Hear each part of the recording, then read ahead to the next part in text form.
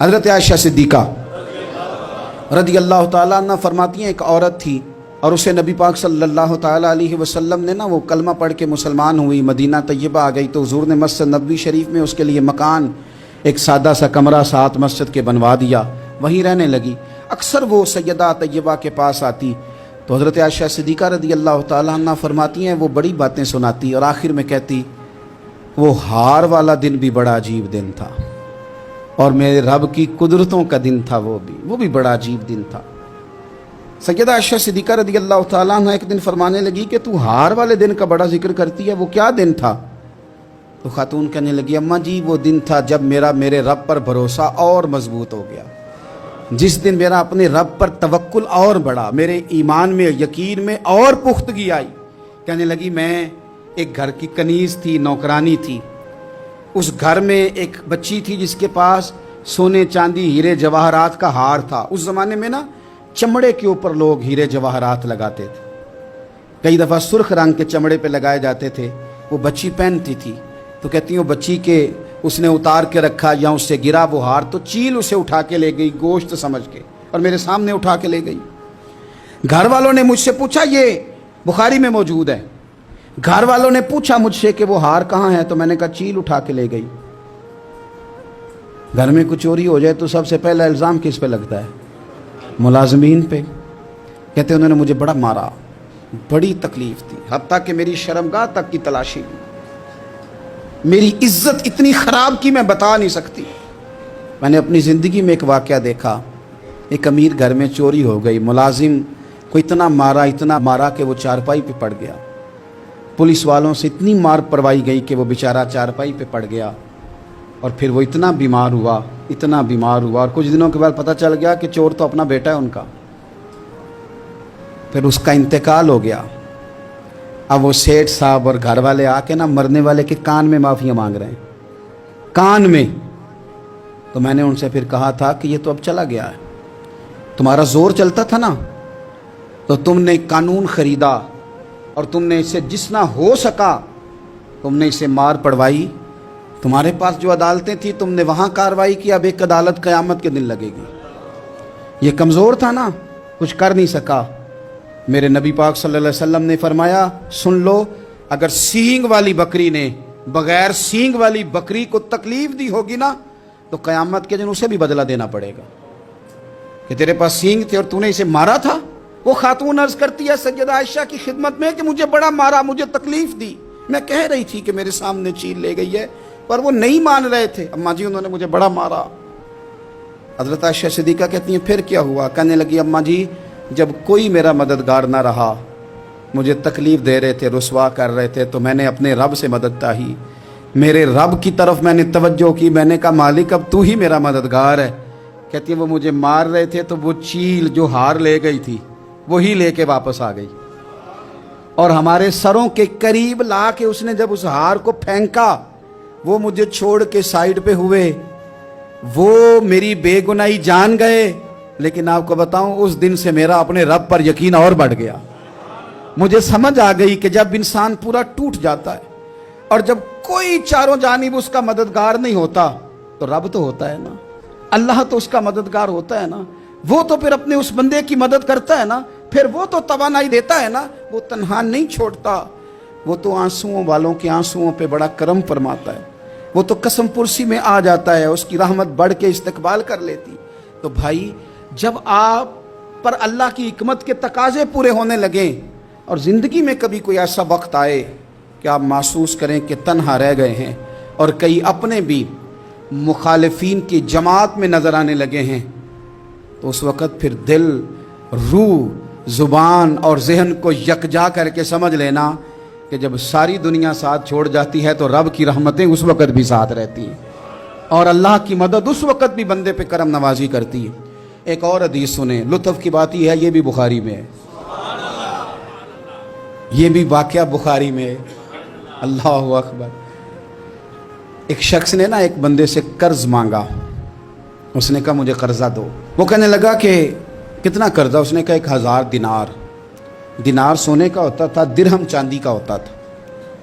1000 دینار چاہیے۔ اس نے کہا کوئی گواہ ہے تیرے پاس؟ غریب کا گواہ بھی کوئی نہیں بنتا. کبھی الجھ جائے نا کوئی بندہ تو کئی اپنے بھی کہہ دیتے ہیں کہ ہم اس کے قول فعل کے ذمہ دار نہیں ہیں. ایک غریب آدمی کو قرض کی ضرورت پڑ گئی, 1000 دینار چاہیے. میں کہہ چکا ہوں کہ درہم چاندی کا ہوتا تھا, دینار سونے کا. اب 1000 دینار لینا ہے. تو جس بندے سے اس نے کہا, اگرچہ وہ نیک بندہ تھا, اس نے کہا یار 1000 دینار دے دو. تو کہنے لگا کوئی گواہ ہے تیرے پاس؟ وہ کہنے لگا غریبوں کا گواہ کون ہوتا ہے؟ ہاں ایک گواہ ہے. کہا کون؟ کہا میرا رب, وہ تیرے اور میرے بیچ گواہ ہے. اس نے کہا کوئی کفیل, اگر تو پیسے نہ دے سکے تو وہ بعد میں دے دے, یا تجھے کچھ ہو جائے تو وہ دے دے. اس نے کہا کفیل بھی میرا اللہ ہی ہے. میرے پاس اگر ہے تو رب کریم کا نام ہے, اگر اعتماد کر سکتا ہے تو کر لے. بندہ نیک تھا, اس نے کہا رب کے نام پہ, رب کی کفالت پہ, اللہ کو گواہ بنا کے میں تیار ہوں تجھے 1000 دینے کو. اس نے 1000 دینار دے دیا. وقت واپسی کا طے ہو گیا. وہ چلا گیا پیسے لے کے. اس نے پوری محنت کی کہ میں نے وقت پہ پیسے لوٹانے, پوری محنت بھی کر لی, اللہ نے مدد بھی کر دی, پیسے بھی اس تاریخ کو اسے مل گئے. بعض لوگوں کا تو لوٹانے کا دل ہی نہیں نہ ہوتا. فرمایا حدیث پاک میں کہ تو لوٹانے کا ارادہ کر, رب تیری مدد بھی فرمائے گا. لیکن یہاں بہت سارے لوگ کہتے ہیں خیر ہے, ارادہ ہی نہیں. تو پھر جس طرح کا بندے کا گمان ہو, رب بھی اسی طرح کا معاملہ فرماتا ہے. اس نے پیسے جمع بھی کر لیے اور واپس دینے کو تیار بھی ہو گیا, لیکن رستہ بحری جہاز کا تھا, کشتی کا تھا, دریا کے رستے واپس آنا تھا. اب وہ جب آ گیا دریا کے کنارے تو بڑی کوشش کی, پر وہاں اسے کوئی کشتی نہیں ملی. وقت پہ پیسے لوٹانے ہیں, سفر کرنا ہے, اب سواری میسر نہیں ہے. سوچ سوچ کے پریشان تھا کہ میں نے تو اللہ کے نام پہ لیے.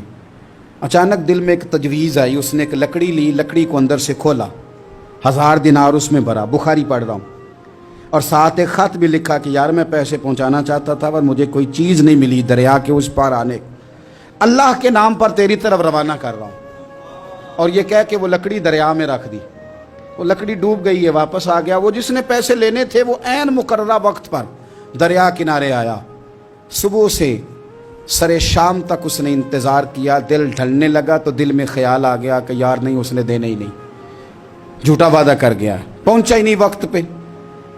اب جب واپس لوٹنے لگا تو اچانک دریا میں ایک لکڑی تیرتی ہوئی دکھائی دی. کہنے لگا لے جاتا ہوں, شام کو روٹیاں پکانے کے کام آئے گی, ایندھن بنا کے جلا لوں گا, ہنڈیا پک جائے گی. لکڑی اٹھا کے جلانے کے لیے گھر لایا. گمان تھا کہ وہ نہیں آیا وعدہ کر کے, اللہ کو کفیل اور وکیل بنا کے اور گواہ بنا کے پھر بھی نہیں آیا. لکڑی لے کے گھر گیا, بخاری ہے, اور جب اس کو چیرا نہ کہ میں اس کی آگ جلاؤں گا, کھولا تو اندر سے 1000 دینار بھی نکل آیا, خط بھی نکل آیا. اب ذرا سمجھنا, اس کے دل میں بات کس نے ڈالی کہ تو لکڑی میں پیسے ڈال دے؟ اللہ نے. اس بندے کو مقررہ وقت پہ کنارے بھیجا کس نے؟ لکڑی صرف اسی کے ہاتھ آئی تو یہ بندوبست کیا کس نے؟ اللہ نے. گھر جا کے چیری تو پیسے بحفاظت اس تک پہنچائے کس نے؟ تو پھر ہمیں بھی توجہ اللہ کی جانب بھی کرنی چاہیے. ہمارے پہ دل کی توجہ رب کی طرف ہی ہونی چاہیے نا. ہمیں ادھر ادھر جانے کی, دیکھنے کی, بندوں پر غور کرنے کی ضرورت کیا ہے؟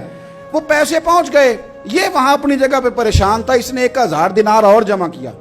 پھر دوبارہ ایک دن دریا کنارے آیا, کشتی مل گئی. بیٹھ کے اپنے اس بھائی کے پاس آیا, کہنے لگا دیکھنا مجھ پر بدگمان نہ ہونا, پیسے اس تاریخ کو بھی جمع کر لیے تھے. دریا پہ آیا تھا پر کشتی نہیں ملی تھی. پھر میں نے نا لکڑی میں ڈال کے, خط ڈال کے تیری طرف بھیج بھی دیے تھے, لیکن آج میں پھر لے کے آ گیا ہوں. وہ کہنے لگا خوش ہو جا, جس رب کو تو نے میرا اور اپنا گواہ بنایا تھا اس رب نے میرے تک پہنچا بھی دیے ہیں. جب لوگ اللہ کو گواہ بناتے ہیں, رب کی جانب اپنی توجہ کرتے ہیں, اپنی چاہتوں, خواہشات اور اپنی ساری چٹھیاں اپنے رب کریم کی رحمت کی طرف روانہ کرتے ہیں, پھر اللہ اپنے بندوں کو مایوس نہیں کرتا. اللہ اپنے بندوں کو نواز دیتا ہے. اللہ تبارک و تعالیٰ اپنے بندوں پہ کرم نوازی کرتا. او سنگیو, ساری امیدیں سیٹھوں, نوابوں, دنیا داروں سے کیوں وابستہ کرتے ہو؟